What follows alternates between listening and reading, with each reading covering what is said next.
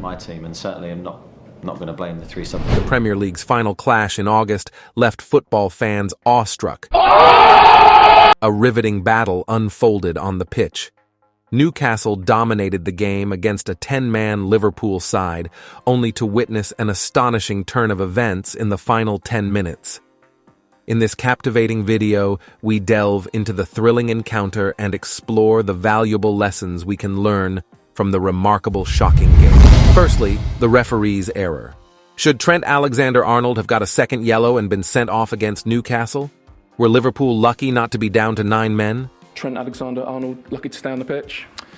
For me, yes. That should have been another yellow card. There's no doubt about that again. They get away with that one. Secondly, Eddie Howe's tactical substitution. This pivotal moment in the game marked a significant turning point, leaving spectators questioning the perplexing decision made by Eddie Howe. In a move that defied logic, he opted to withdraw Anthony Gordon, who had undeniably been the standout player on the field. I want to talk about Eddie Howe's substitutions in a second, but can't believe he brought off Gordon because he had Trent on toast. Gordon was excellent. Equally bewildering was his choice to substitute Joelinton, a player who had been instrumental in neutralizing Liverpool's formidable midfield. Regrettably, these decisions proved to be costly blunders that ultimately led to Newcastle's defeat. When Eddie Howe was confronted with the inquiry regarding whether his Newcastle substitutes had cost him the match, and if Liverpool's substitutions had secured victory for their team, his response carried a hint of reluctance. My team, and certainly I'm not going to blame the three subs that came on the pitch as to why we didn't win the match. Absolutely not. While he may not have wanted to concede it outright, it was evident that he had indeed committed a tactical error. He's pretty sure Eddie will kick himself over the errors. Thirdly, the Barnes game-defining moment. Harvey Barnes, known for his impressive performances in recent weeks, found himself at the center of a pivotal moment that ultimately cost Newcastle United dearly. In a match where the stakes were high, Barnes's poor decision-making proved to be a turning point that shifted the momentum in favor of the opposing team. With Newcastle United poised to secure a comfortable 2-0 lead, all it required was a simple ball across to the waiting Callum Wilson. The outcome seemed inevitable, with victory within their grasp. However, in a moment of lapse, Barnes made a crucial error in judgment. Instead of making the straightforward pass to Wilson, he chose an alternative course of action that proved detrimental to his team's chances. By failing to deliver the ball to Wilson, Barnes missed a golden opportunity to seal the game, leaving Newcastle United vulnerable and the outcome hanging in the balance. The implications of this decision were significant, as it not only denied his team a commanding lead, but also allowed their opponents to regroup and turn the tide in their favor. In the world of professional football, where split-second choices can make or break a game, Barnes's misstep serves as a reminder of the fine margins that separate success from defeat. But there's positive signs. They just need to get to that next level, punish people and see games out. It highlights the importance of maintaining composure and making sound judgments under pressure, as a single lapse in decision-making can have far-reaching implications.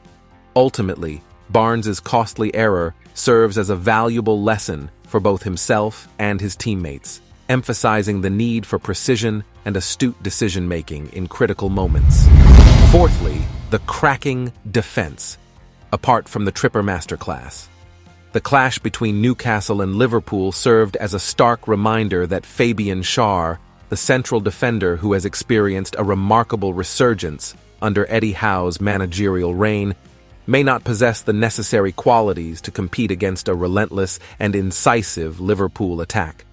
Despite his commendable achievements last season, where he played 36 Premier League matches and contributed to an outstanding defensive record, Schär's performance in this game highlighted the need for an upgrade if Newcastle intends to sustain their upward trajectory. While statistics alone cannot encapsulate the full extent of a player's contribution, Schär's lackluster match rating of 6.3, the lowest among all starting Newcastle players, underscored the challenges he faced throughout the evening.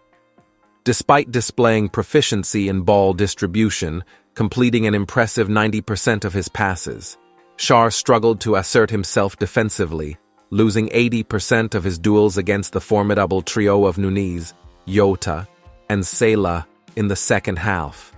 Furthermore, Schär's failure to register a single tackle, clearance, or interception, except for drawing a foul, provided further evidence that Newcastle should prioritize securing defensive reinforcements, especially considering the club's rumored interest in centre-backs like Edmund Tapsoba and Antonio Silva during the summer transfer window. The performance of fellow defender Dan Burn was similarly underwhelming, as he struggled to contain Liverpool's relentless attacks, particularly against the formidable Salah. Lee Ryder, a journalist from the Chronicle, awarded Burn a modest rating of 6 out of 10, highlighting his vulnerability and inability to cope with the pace and skill of Liverpool's attackers. The defensive shortcomings exposed in this match, despite Newcastle's previous cohesive and unified defensive unit, underscore the need for reinforcements, especially with the team's return to Champions League football on the horizon. Then moving on to the Sven Botman injury and prospect of signing a new defender.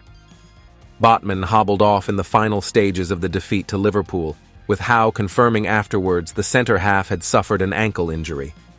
Howe has previously said the capture of Lewis Hall from Chelsea would be Newcastle's final arrival of the summer, but asked whether he might be tempted to bring in another central defender after the Botman blow. He said, We'll have to wait and see. Speak with the medical team and see how bad Sven's injury is first. While on the potential debut of Lewis Hall, he said, I mean, he's trained with us, but he's not played a game during pre-season, so he's only trained, so he's some way short of being match fit. In other Newcastle news, Newcastle captain Jamal Lascelles was attacked. Come on now, dawg. Come on, man. In violent city centre brawl on Sunday, which saw him throw punch after taking a blow to the head as gang threatened to shoot him and his brother. Then on the transfer scene, according to Keith Downey, Isaac Hayden has agreed a loan move to Premier League side Luton Town, and has been undergoing a medical today in London. And then finally, did you know that Sky Sports confirmed that another player medical was passed on Friday? As Newcastle agree a deal? I don't know.